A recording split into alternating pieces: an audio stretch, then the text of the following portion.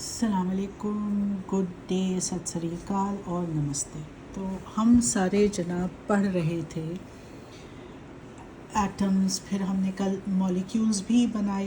तो अब हम देखते हैं, हमने पढ़ा हुआ है एक ऑक्सीजन एटम, ठीक, याद आया।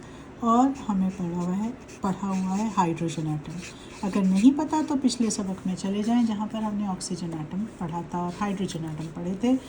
तो अब हम देखेंगे कि हमने कल देखा था कि मॉलिक्यूल क्या होते हैं। मॉलिक्यूल में दो एटम्स एक दूसरे को आपस में उनके दरमियान कशिश होती है, वो साथ साथ रहते हैं, तो वो बनते हैं मॉलिक्यूल्स। और हमने कहा था ऑक्सीजन गैस मॉलिक्यूल्स की फॉर्म में होती है और हाइड्रोजन गैस भी मॉलिक्यूल की फॉर्म में होती है और हीलियम गैस में सिर्फ एटम्स होते हैं। आज हम देखते हैं, आज हम बनाते हैं वाटर, पानी कैसे मौजूद होता है।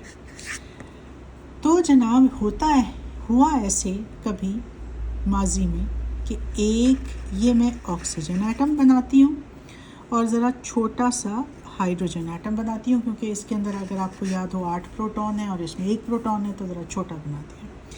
जब एक ऑक्सीजन एटम और 2 हाइड्रोजन एटम्स मिल जाते हैं, ये देखिए ये आपस में मिले हुए हैं और इनके दरमियान कशिश है, जिसको मैं ये डॉटेड लाइनों से जाहिर कर रही हूँ। ये कोई तारें या कोई रस्सियाँ नहीं हैं जिन्होंने इनको पकड़ा हुआ है। तो ये बन जाता है एक मॉलिक्यूल। किस चीज़ का मॉलिक्यूल? वाटर का मॉलिक्यूल। तो वाटर के अंदर सिर्फ एक तरह के एटम्स नहीं है, वाटर के अंदर हमारे पास ऑक्सीजन है और हमारे पास हाइड्रोजन है। तो इसका मतलब ये है कि वाटर के अंदर एक एटम, वाटर किस स्टेट में है, कल हमने ये बात बार बार दोहराई थी कि चीज़ें या एटॉमिक स्टेट में हैं या मोलेक्युलर स्टेट में हैं। तो वाटर के अंदर मॉलिक्यूल्स होते हैं, यानी एटम्स मिलके मॉलिक्यूल्स बनाते हैं। और वाटर के अंदर, ये वाटर के मॉलिक्यूल में 2 तरह के एटम्स हैं, एक एटम ऑक्सीजन का और 2 एटम हाइड्रोजन के। जबकि अगर आपको याद हो तो ऑक्सीजन गैस के मॉलिक्यूल में सिर्फ 2 तरह के, सिर्फ एक ही तरह के एटम्स थे और वो दोनों एटम्स थे ऑक्सीजन के। तो ये जो हमारे पास वाटर आया, पानी आया, ये किससे बना हुआ होता है? मॉलिक्यूल से बना हुआ होता है। और इसके अंदर 2 तरह के एटम्स हैं। कौन से? ऑक्सीजन का एक एटम हर मॉलिक्यूल में और हाइड्रोजन के 2 एटम्स। तो जो पानी आप देखते हैं, जो लिक्विड वाटर आप देखते हैं,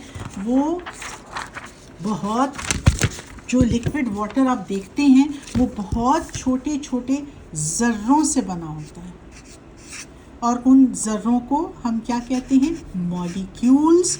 और पानी के मॉलिक्यूल के अंदर 2 तरह के एटम्स होते हैं। किस तरह? कौन से? ऑक्सीजन और हाइड्रोजन। तो यहाँ पर अब हमें चीज़ समझ आई और एक बात नज़र आ रही है। क्या नज़र आ रही है? कि कुछ चीज़ें सिर्फ एक तरह के एटम से बनी होती हैं और कुछ चीज़ें 2 या 2 से ज़्यादा तरह के एटम से बनी होती हैं। तो अब इसको ज़रा थोड़ा सा समझते हैं। यानी ऑक्सीजन गैस मॉलिक्यूल्स की बनी है और उसके मॉलिक्यूल में दोनों एटम्स हैं ऑक्सीजन के। हाइड्रोजन गैस मॉलिक्यूल्स की बनी है और उसमें दोनों एटम्स हैं हाइड्रोजन के।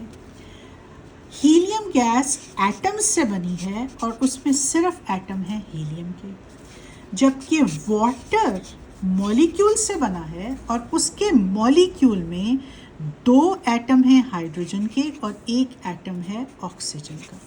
तो इसका मतलब क्या हुआ?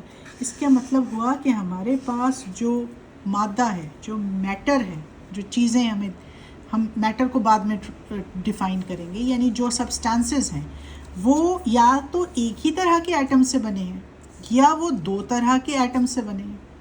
तो जिन चीज़ों में सिर्फ एक ही तरह के एटम्स हों, चाहे वो मॉलिक्यूल्स हों, चाहे वो सिर्फ एटम्स हों, यानी चाहे वो मोलेक्युलर स्टेट में हो, चाहे वो एटॉमिक स्टेट में हो, और उनमें एक ही तरह के एटम्स हों, तो उनको हम कहते हैं एलिमेंट्स।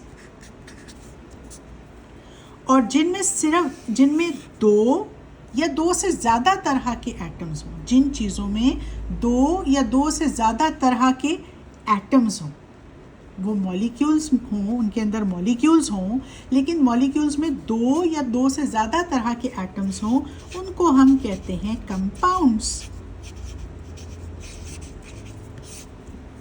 क्या कहते हैं उनको हम? कंपाउंड्स। तो अब हम देखते हैं कि अब हमने दो नई चीज़ें आज सीखी, एलिमेंट्स, कंपाउंड्स। ठीक, एलिमेंट्स, कंपाउंड्स।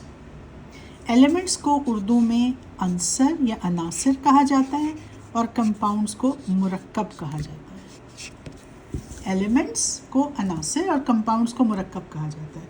तो अब ऑक्सीजन गैस है, ये बात याद रखने की है। ऑक्सीजन है किस स्टेट में? मोलेक्युलर स्टेट में। उसके अंदर मॉलिक्यूल्स हैं, मोलेक्युलर स्टेट में है। लेकिन ये एलिमेंट क्यों है? क्योंकि इसमें एक ही तरह के दो एटम्स हैं। Hydrogen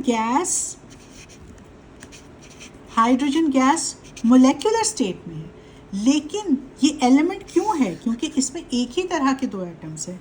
helium gas atomic state में है और उसमें सारे एटम्स किसके हैं?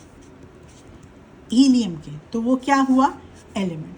अब जो बेसिक प्रॉब्लम होता है वो ये होता है कि बच्चे समझते हैं कि जिसके अंदर मॉलिक्यूल्स होंगे वो कंपाउंड्स होंगे। नहीं, जिनके अंदर मॉलिक्यूल्स होंगे और अगर उनमें एक ही तरह के एटम्स हैं तो वो होंगे एलिमेंट्स,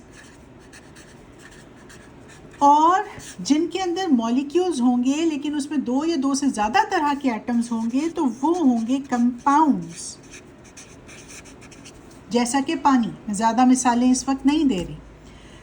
अब जब हमारी किताबों वाले डिफ़ाइन करते हैं यानी तारीफ़ करते हैं किस चीज़ की, नीचे से पेपर्स निकाल लूँ क्योंकि उससे मसला होगा, कि जी एलिमेंट को इंग्लिश में वो डिफ़ाइन करते हैं, इंग्लिश में भी करते हैं और उर्दू में भी। इंग्लिश में ये कहते हैं कि an element can not be broken down into simpler substances. An element can not be broken down into simpler substances. अब ये जो थी ना डेफिनेशन, ये मेरे जैसे जो देर से समझते हैं उनके लिए बड़ी मसले की थी। अब इस डेफिनेशन को, इस तारीफ़ को समझते हैं कि एलिमेंट वो होता है जिसको जब तोड़ा जाए तो वो वही रहे। अब आप देखिए, वाटर को अगर तोड़ा जाएगा, यानी वाटर का मैं मॉलिक्यूल बनाती हूँ तो उसमें से हाइड्रोजन निकलेगा और उसमें से ऑक्सीजन निकलेगा। लेकिन जब आप हाइड्रोजन गैस को तोड़ेंगे, कितना भी तोड़ेंगे, आखिर में आपको मिलेगा हाइड्रोजन एटम और कोई और चीज़ आपको नहीं मिलेगी। क्या मिलेगा? सिर्फ हाइड्रोजन एटम। तो इसी तरह से और बड़े स्टाइल मार के लोग जो है ना वो एलिमेंट्स को डिफ़ाइन करते हैं, ऐसे डिफ़ाइन करते हैं कि इंसान जो है ना वो परेशान हो जाता है कि ये और वो। तो बस आप याद रखिएगा कि अगर किसी तरीके से, वैसे एटम और मॉलिक्यूल को तोड़ना ज़रा मुश्किल काम है, किसी भी तरीके से अगर आप कंपाउंड को तोड़ेंगे, जैसा कि पानी है, तो उसमें दो या दो से ज़्यादा चीज़ें मिलेंगी। और अगर वो पानी है तो पानी के मॉलिक्यूल को आप तोड़ेंगे तो आपको उसमें से हाइड्रोजन मिलेगी और उसमें से ऑक्सीजन मिलेगी। लेकिन जब आप ऑक्सीजन गैस को तोड़ना शुरू करेंगे तो उसमें से आखिरकार आपको सिर्फ ऑक्सीजन एटम ही मिलेगा। ऑक्सीजन मॉलिक्यूल कुछ कितना भी उसको अलग अलग करेंगे, आपको ऑक्सीजन ही मिलेगी। तो ये एक डेफिनेशन है एलिमेंट की। तो एलिमेंट तो हमने डिफ़ाइन कर दिया, it's a substance that can not be broken down into simpler substances. आप अपनी बुक में से भी देखिएगा कि आपकी बुक में क्या डेफिनेशन लिखी है, आप वो कमेंट्स में लिखिएगा। अगर आपको समझ नहीं आती तो आप अपनी बुक की डेफिनेशन लिखें और पूछें कि इसको आप एक्सप्लेन करें, तो वो भी मैं आपको एक्सप्लेन कर दूँगी। तो और कंपाउंड क्या है? A compound is a substance which is made up of 2 और मोर देन 2 एलिमेंट्स।